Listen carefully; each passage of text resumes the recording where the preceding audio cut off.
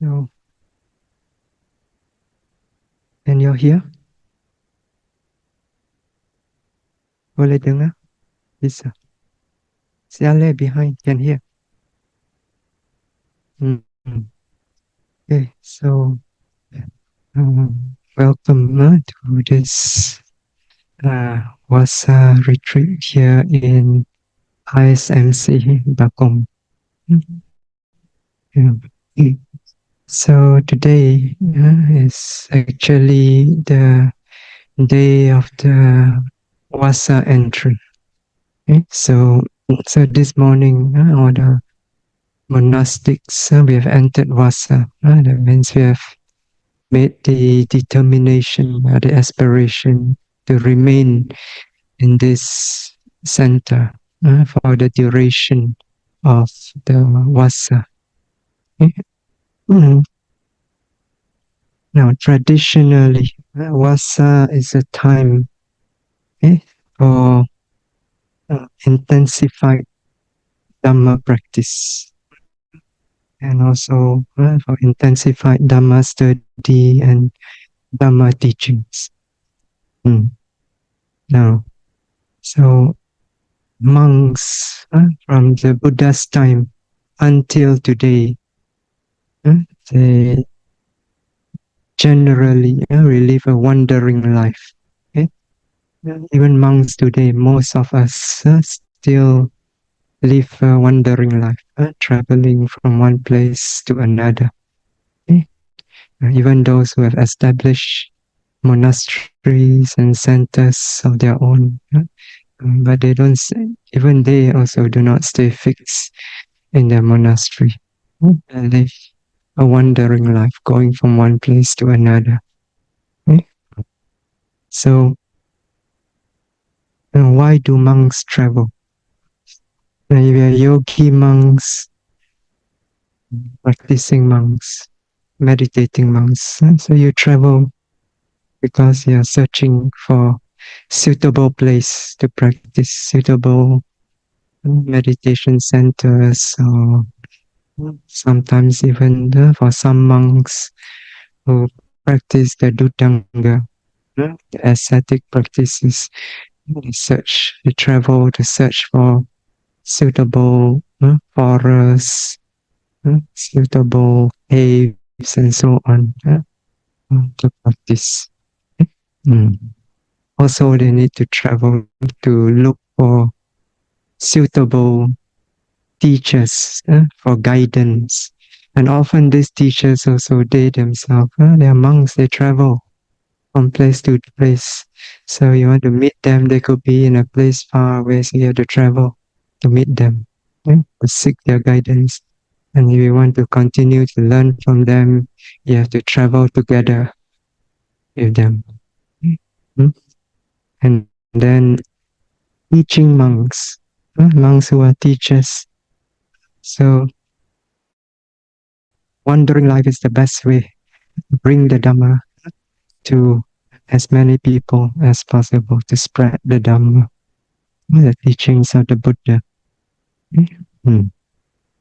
And also, not having a fixed dwelling place.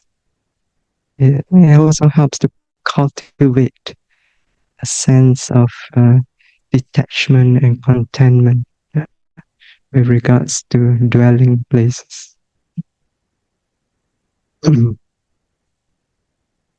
Okay. So, but once in a year, so during the rainy season, so in India, Buddha's time and even today, there are 3 seasons, right? Hot season, rainy season, and the cold season. Okay? So during the rainy season, it rains very heavily. Okay? And so the roads that you travel on usually become very difficult to travel. Okay? They become very muddy, and sometimes they even flood. Okay? So, and also in order to avoid trampling on the lush vegetation that grows everywhere during this time. So the ascetics in ancient India, uh, they, so all these ascetics, they live a wandering life. Okay? But during this rainy season, they will automatically cease all wandering, and find a fixed resident to pass their time during this uh, rainy season, usually 3 to 4 months. So now Buddha also, Buddha, he established the Sangha.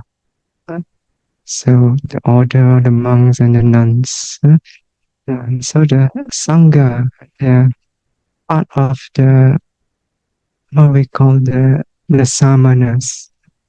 The Samana tradition. Samanas, they are these ascetic and recluses.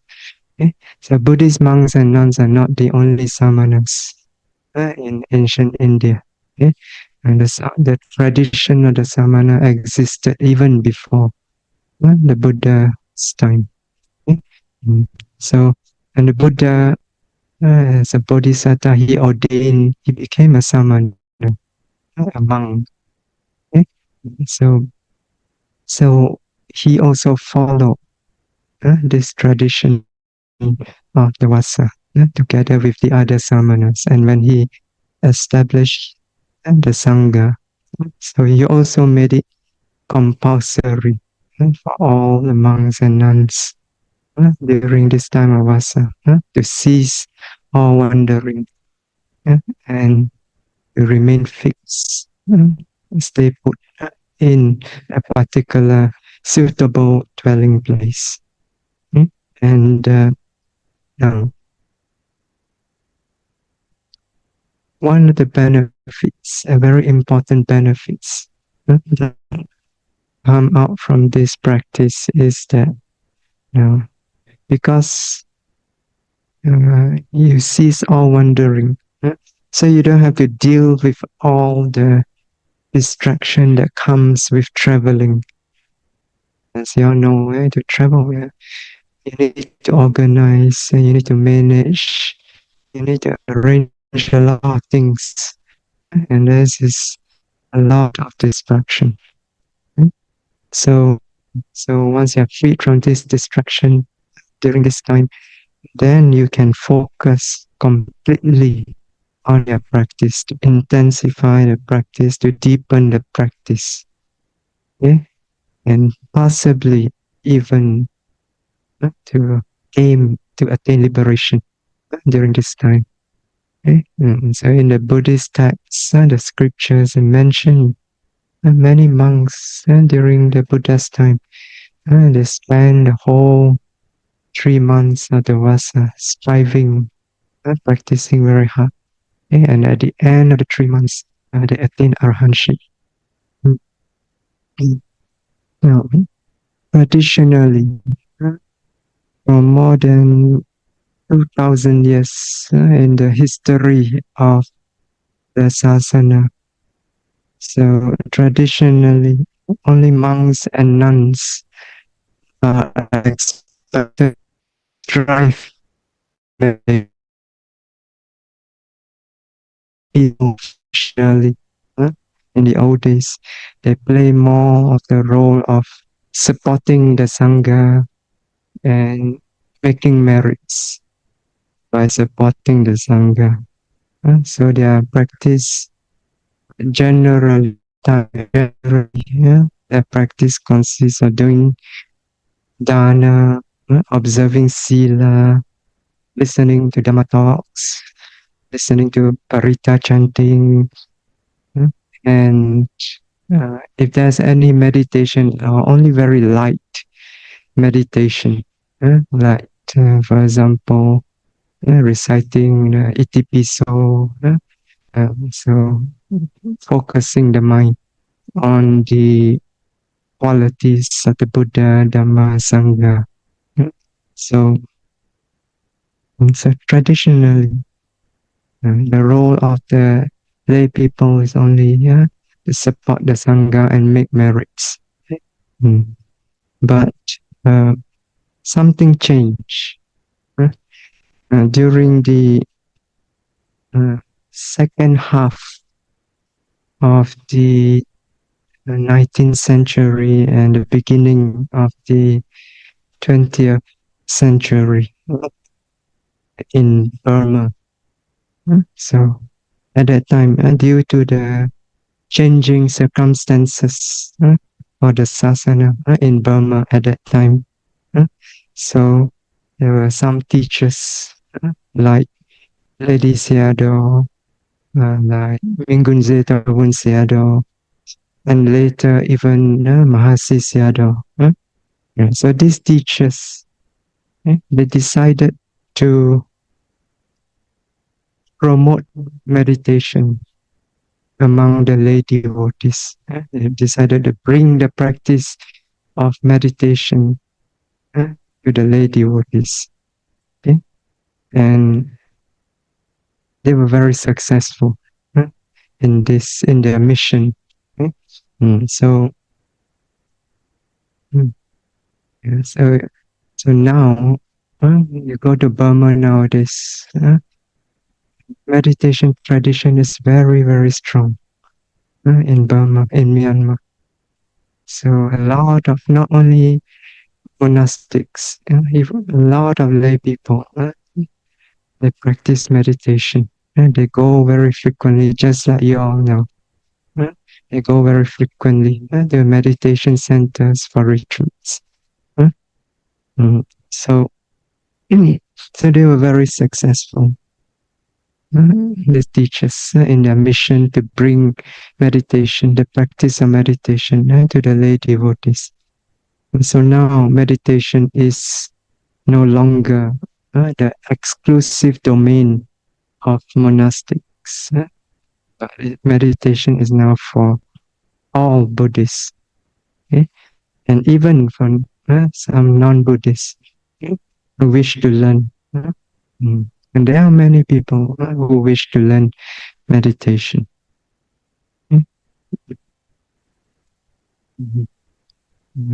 So these teachers, they kind of started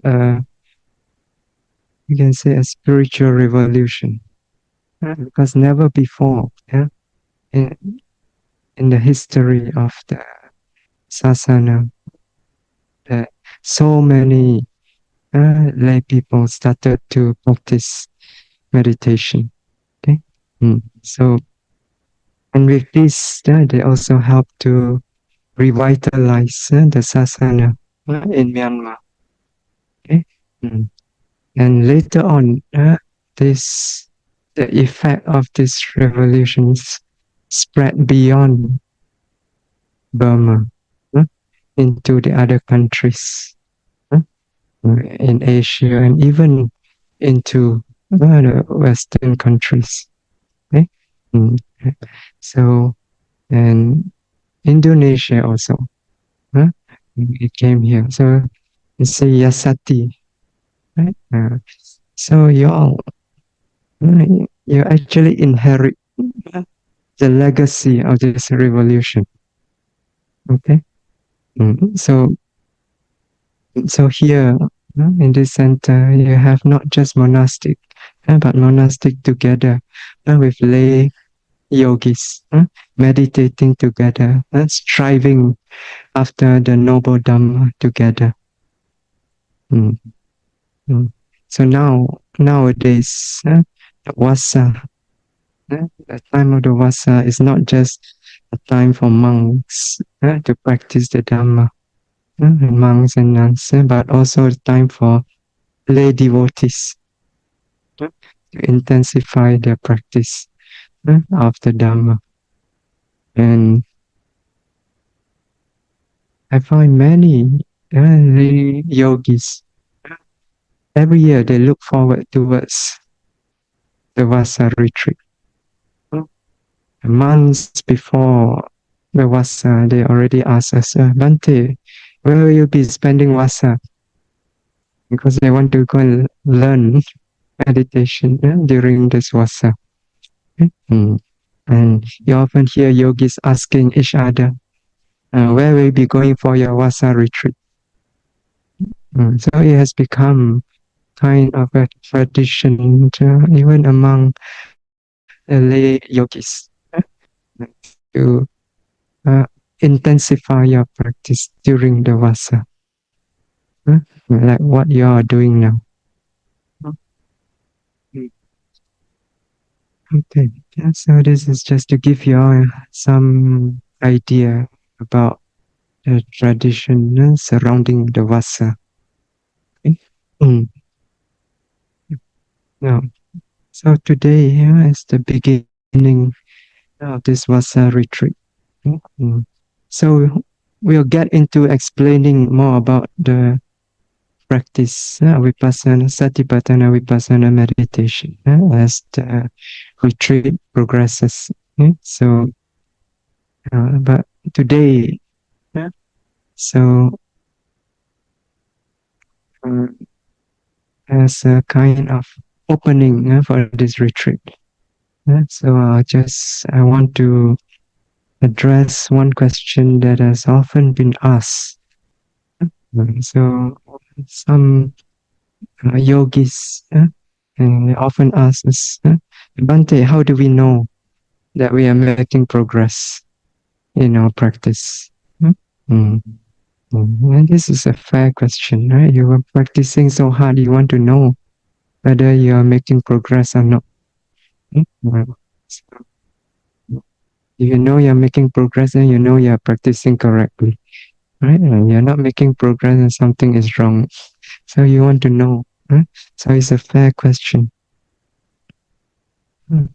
Often when we think about progress, the first thing that comes to mind is what?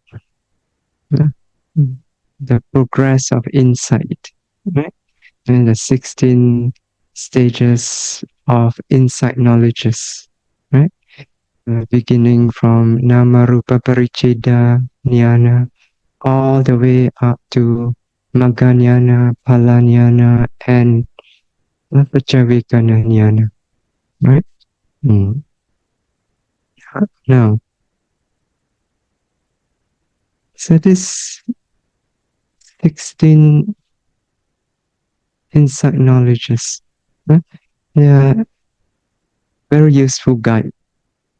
So for yogi who is spreading on this path, okay, so they are like signposts along the journey or landmarks along the journey. So you want to know whether you're traveling on the right path, right? So here you want to travel from here back home to Jakarta. So you ask for direction. So they'll tell you when you go here, you meet with this landmark. Then you travel further, you meet with another landmark, and so on. So as you travel along and you see all these landmark signposts, then you know you're on the right track. Right? If you travel and you don't see all these signposts or landmarks, then you start to suspect maybe I'm not on the right path. So they are very useful guide for the practice, and definitely teachers, meditation teachers, must know this. We must know this very well. This all these features about the 16 insight knowledges. Must be able to recognize the signs of the experience of this insight. So when the yogis come and report during the interview, they report the experience. So when we listen to the experience, we must be able to tell, oh, now they are describing the experience of this insight or that insight. Okay? So then only we can guide the yogi along the path. Okay? However, often also, while this the progress of insight, the 16 stages of insight knowledges, they are very helpful, very useful. Often, I also find that there's too much emphasis is put on this insight knowledges, uh, but ignoring the function of this insight, yeah, which is actually more important. Okay? And what is the function of this insight? The function is purification of the mind. Mm. Mm. So purification of the mind is the essence of the Noble Eightfold Path. Okay? So Noble Eightfold Path has also been described as Visuddhimagga, the path of purification. Okay? So now, purification here means purifying the mind from the mental defilements like lobha, dosa, moha, greed, hatred, delusion. So as we progress along the path, the Noble Eightfold Path, okay? So as we progress along from sila to samadhi, and samadhi to panya. So if we are practicing properly, if we are developing the path properly, okay, so the mind should, as a result, becomes more and more pure, free from greed, hatred, and delusion. So a simple way to know if you are making progress in your practice is look at your mind, check your mind. Okay? From time to time, review your mind. Review honestly, of course. You have to be very honest. And you cannot be honest with others, at least you must be honest with yourself. Look at your own mind honestly and check. So, so you check as you practice, as you progress along, as you practice your mind. Is there more and more desire? So you check, is there in the mind, is there more and more desire as you practice the mind, wanting this, wanting that, so searching for this, searching for that. So is the mind preoccupied with manifold sense object all the time? Is the mind full of attachment, holding on to this, holding on to that, and not able to let go easily?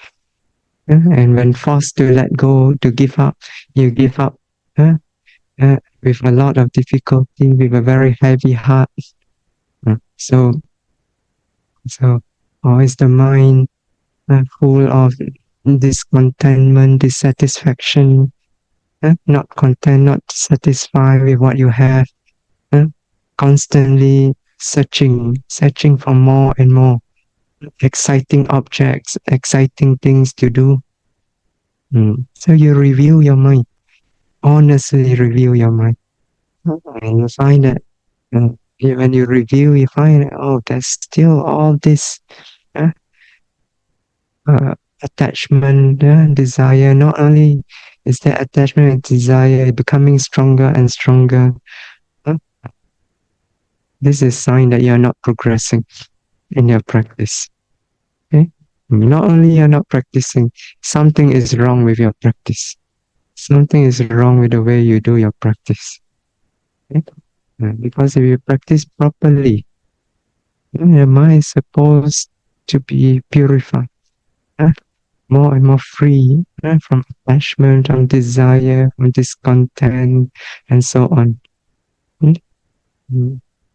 So something is wrong with your practice. Either you have not got the method properly, so you misunderstood something, so you can go and have a discussion with your teacher about this. Okay? Mm, mm, mm, But on the other hand, if when you review your mind uh, and you find that the mind is actually becoming, after practicing, or sometimes the mind is actually becoming more and more uh, detached, as mind is able to let go of things very easily. And even if you hold on to things, you only hold on very lightly. Mm. And when everything comes to an end, and when it's time to let go, you can let go very easily, without any trouble, without feeling very heavy in your heart. You can just let go. Mm. When you find your mind is uh, unburdened by much desire, the mind feels light and free, peaceful within, untroubled by desire for manifold objects. Okay? And you find that the mind is easily contented, easily satisfied with simple things. You do not go searching constantly and unnecessarily for better and better things. Uh, So, so if you see this in your mind, this is a sign of progress in your practice. That means you're practicing correctly. This is a sign of process of purification from your meditation, transforming your mind from within. Mm. Mm. So you can also check. So when you check and then you find that the mind, after practicing, is becoming uh, easily disturbed, more and more trouble, agitated. uh, So, for example, when noting difficult objects, noting pain, for example, you note the pain, you find that the mind's trouble is agitated, is disturbed. Uh, this is a sign of dosa. Okay? Mm.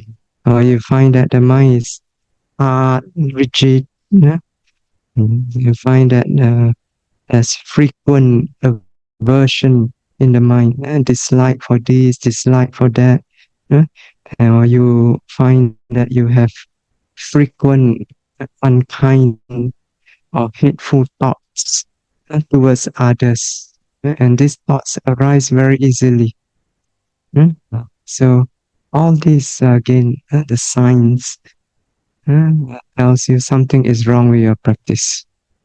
Okay? Because when you practice, you're not supposed to become more and more tainted by dosa, by aversion, by dislike, agitation, and so on. So you're supposed to be more and more pure. Right? So, mm,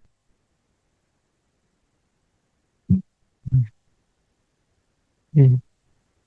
But on the other hand, if you review your mind and you notice that the mind is often soft and gentle, flexible and adaptable, uh, and able to regard others with kindness, with empathy, with appreciation. And, or if you find a mind is not easily troubled or disturbed or agitated by difficult objects during your practice, or difficult people that you meet in your everyday life, or if you find your ability to hold your mind steady and be able to bear with difficulty with calmness, equanimity, you find this ability is increasing in your mind. So all these are signs of progress in your practice. Because the work of purification is transforming, strengthening your mind from within. Mm. So, but if you review your mind, And you find that after your practice, the mind is becoming more and more unclear, unsure about your experience. Or worse, you're becoming more and more deluded, falling into a wrong view, taking things to be permanent, to be pleasurable, to be a self. Mm. So this is a sign that there's delusion present. Okay? This one is more difficult to check. So as delusion is like a very difficult disease to cure. So those with thick delusion, they often don't think themselves wise. So, so this one, usually you can only find out when you discuss with a knowledgeable teacher. So, and you must be willing to listen to the teacher. Okay? So sometimes they are very strong in your views. You're not willing to listen to anybody, and nobody can help you. Okay? So you must be willing to listen and take advice and take criticism also from the teacher. Okay? But the teacher also must be kind. Okay? Kind but firm. Firm in pointing out. You have fallen into wrong views, fallen into delusion. Okay? You must point it out. Okay? Without fear of offending the yogi. Okay? Because if you don't point it out, then the yogis will be stuck in that wrong view. So, also the teacher needs to be very skillful in dealing with this. Okay?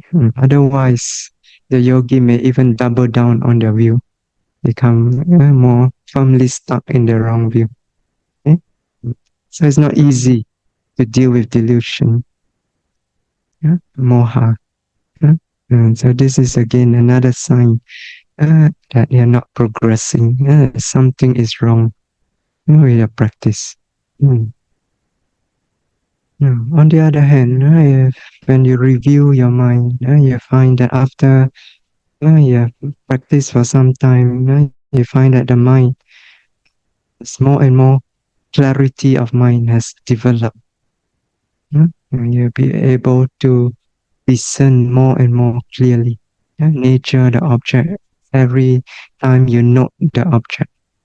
Okay? And the signs of anicca, dukkha, anatta, impermanent, suffering, and non-self can be discerned more and more clearly every time you note. And as a result of this, your view of the world begin to transform, to become more and more aligned with the Four Noble Truths. So that means, this means that more and more you're able to discern and accept that the nama rupa, the mental physical nature that arise within your six sense experiences. You're able to discern the nature of dukkha and accept that this is the truth of suffering, and this is dukkha. Okay? And also, as a result of this discernment, you become more detached from these sense experiences. You're able to let go of craving, let go of desire, attachment for these sense experiences because of this clear discernment of the nature of dukkha. And so you're becoming more and more aligned with the noble truth. So, and as a result of this insight also, the mind also becomes more and more inclined towards the cessation of the process of dukkha, the process of suffering. Mm. And also letting go of the process of suffering and develop the path towards the goal of cessation. Okay? And so your view of the world becomes more and more aligned with the Four Noble Truths. Mm. So these are signs of development of wisdom. Uh, mm, So insight knowledge is wisdom. It is the wisdom that discerns clearly the nature of impermanent suffering and non-self. When you discern this clearly, your view becomes more and more aligned with the Four Noble Truths. Okay? So these are signs of progress along the way. Mm. So whatever insight knowledge you develop in your practice, if you develop it properly, it should lead gradually to the purification of the mind, freeing the mind from all this unhealthy. So as you practice, as you progress along this path, okay? So the process of purification, if you practice properly, is supposed to happen. Okay? Your mind is supposed to become more and more pure. So the process of purification reach deeper and deeper and deeper into the mind, transforming the mind. Okay? And so as a result, the mind become more and more free, more and more light, unburdened, happy, clear, and strong, healthy. Mm. So, but purification in itself is not the end of the practice. Okay? So it's a means to an end. So the process of purification and guided by the method and principles of the Noble Eightfold Path, it leads to the complete liberation from the experience of suffering that comes with conditioned existence in samsara, in the cycle of birth and death. Okay? So through the process of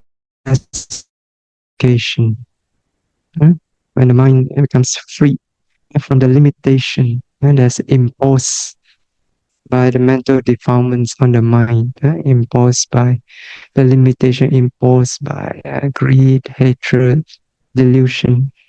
So when the mind is freed from all this limitation, is able to break free and transcend beyond conditioning to experience the unconditioned state of absolute peace. State of what we call nibbana. So that is the complete and utter cessation dukkha. And this is the final goal of the practice. So purification is for this purpose. So in order to be free completely, transcend beyond the world of conditioned suffering. So we need to develop this purification of mind through this practice. Satipatthana Vipassana meditation. Now we need to purify the mind first through sila and samadhi, and finally and most importantly through panya, wisdom. Actually, it is wisdom that finally liberates the mind. Sila and samadhi, they are more like support. So by panya that finally the root of the defilements, so that the mind can break free and experience the unconditioned. Mm, mm, So as you practice uh, during this retreat, so you make this yardstick in order to measure, find out whether you are making progress or not. Okay? So your mind, check your mind, see whether it's becoming more and more pure. And your mind becomes more and more pure. You can feel the strength of the mind building up. The mind is not easily taken. It becomes very steady, very calm, equanimous. So you can feel the strength of the mind, also the clarity of mind. Okay? So, so make this your yardstick to measure. So as for the insight knowledges, I always tell yogis, hey, leave that to the teachers. So, so yogis, you worry about your moment to moment practice. Okay. Okay. So now I believe that earlier you have already, all of you already listened to the basic instructions. Okay. So try your best to follow the instruction, put it into practice during your everyday practice, sitting, walking, and daily activities.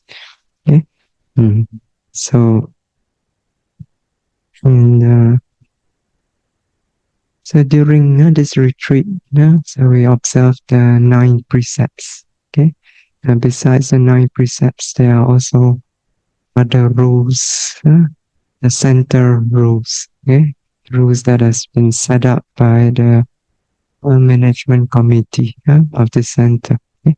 So observe all these rules. These rules are meant to foster a more conducive meditation environment.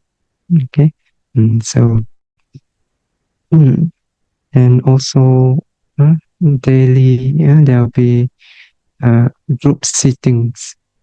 So in the early morning from 4:45 to 5:45, as early morning group sitting. Okay, so all the yogis come here to sit together.